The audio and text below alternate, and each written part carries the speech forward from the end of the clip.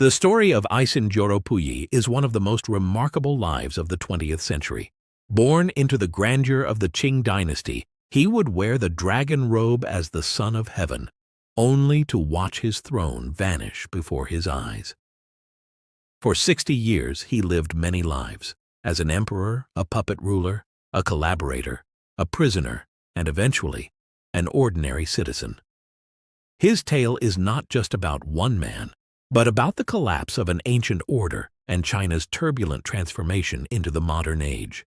This is part 1 of Puyi's story, from his birth in 1906 to his role as Japan's puppet emperor in Manchuria. Puyi was born on February 7, 1906, into the Joro clan, the imperial family of the Qing Dynasty. His father was Prince Chun, a younger brother of the Guangxu emperor, and his mother was Yulan, a Manchu noblewoman. His birth came at a time when the Qing dynasty was already crumbling, weakened by foreign invasions, unequal treaties, and internal rebellions. At just 2 years old, in 1908, Puyi's life changed forever. The Guangxu emperor died suddenly, followed closely by Empress Dowager Cixi, the formidable ruler who had controlled China for nearly half a century. With her dying breath, she named Puyi as the next emperor. The toddler was carried into the Forbidden City and placed on the dragon throne.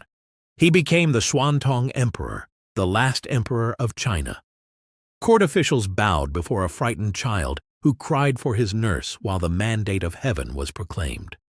Inside the Forbidden City, Puyi grew up surrounded by thousands of eunuchs, servants, and guards.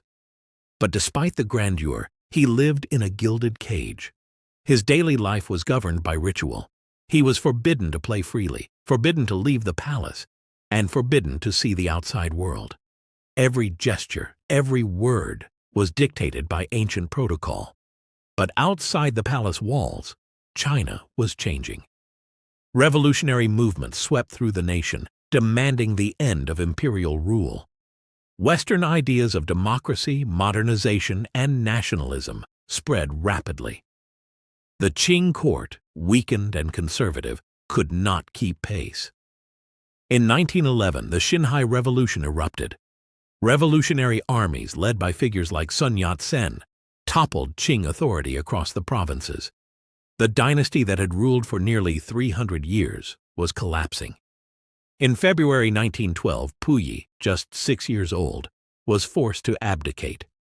The Republic of China was declared, and the imperial era ended.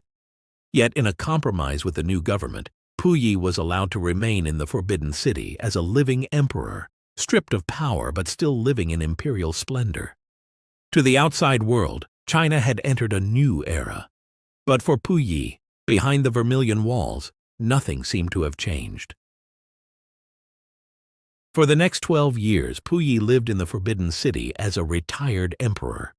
He continued to dress in dragon robes, performed rituals, and was treated by eunuchs and officials as if he still ruled all under heaven. But in truth, the Forbidden City had become a hollow stage. The great ceremonies were empty performances. The world beyond Beijing no longer bowed to him. Puyi himself grew increasingly spoiled and arrogant. Isolated from reality, he believed he might one day return to power.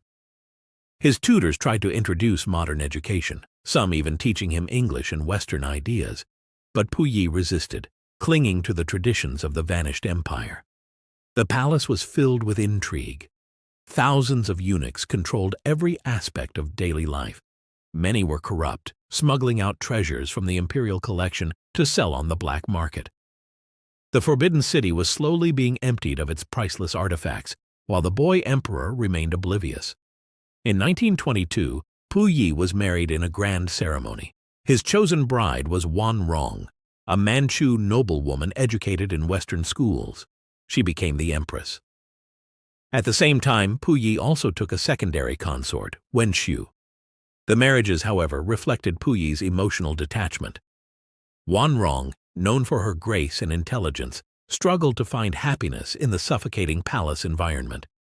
Wen Shu, more outspoken, eventually left him altogether, filing for divorce in 1931, a bold act that scandalized Chinese society. Despite the ceremonies, Puyi remained childlike, self-centered, and increasingly estranged from his wives. Meanwhile, outside the palace, China was torn apart by warlord conflicts. The Republican government was weak, and foreign powers exploited China's instability. The Forbidden City stood like a relic of another age, its emperor a ghost of history. In 1924, everything changed. Warlord Feng Yuxiang seized control of Beijing. He ordered Puyi to leave the Forbidden City immediately. At 18 years old, the boy who had once been the son of heaven was expelled from the palace of his ancestors.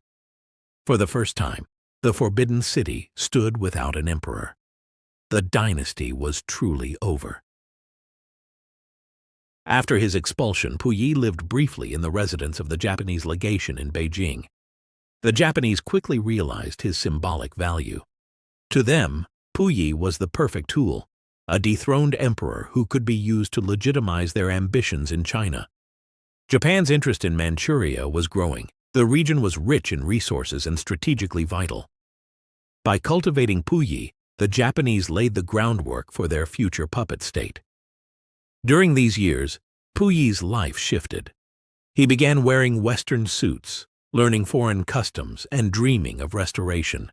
But he remained trapped between worlds, too modern to be a traditional emperor, yet too detached to be a true reformer. His personal life was no happier. His marriage to Wanrong became strained.